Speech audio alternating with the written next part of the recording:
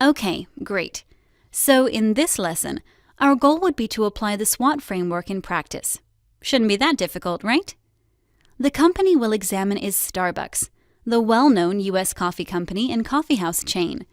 It was founded in Seattle in 1971 and operates in several countries around the world. Let's start with the company's strengths. First, almost everyone knows its brand, right? So it definitely has a strong brand recognition. Starbucks has been proclaimed the most recognized coffee brand in the world, quite an advantage regarding other companies in the industry. The firm's brand is one offering of a differentiated product to customers, which is coherent with its strategy and pricing. Clients have expressed they love the atmosphere in Starbucks coffee houses.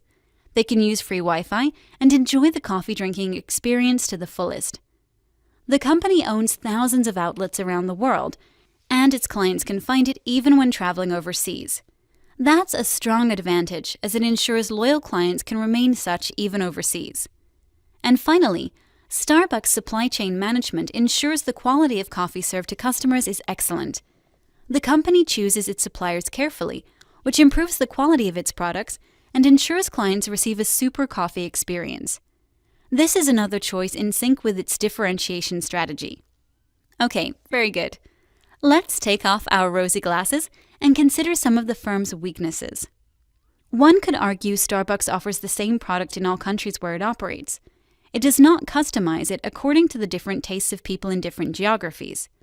For some customers, this is an issue, and they prefer competitor products tailored to their specific geographical preferences. In addition, Starbucks has a premium price policy, which is not in line with most customers' expectations.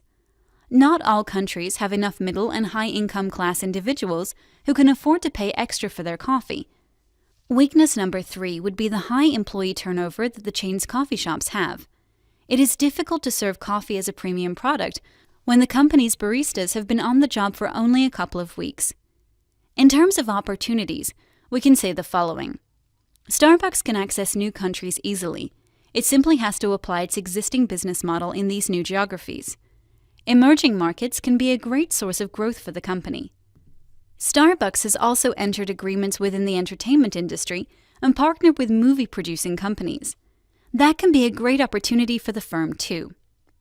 One of the biggest threats for Starbucks is the saturation of the American market, which is where most of its outlets are located. Consumers are increasingly invested in healthier lifestyle, and some substitute products are better positioned to capture the attention of the health-conscious clientele.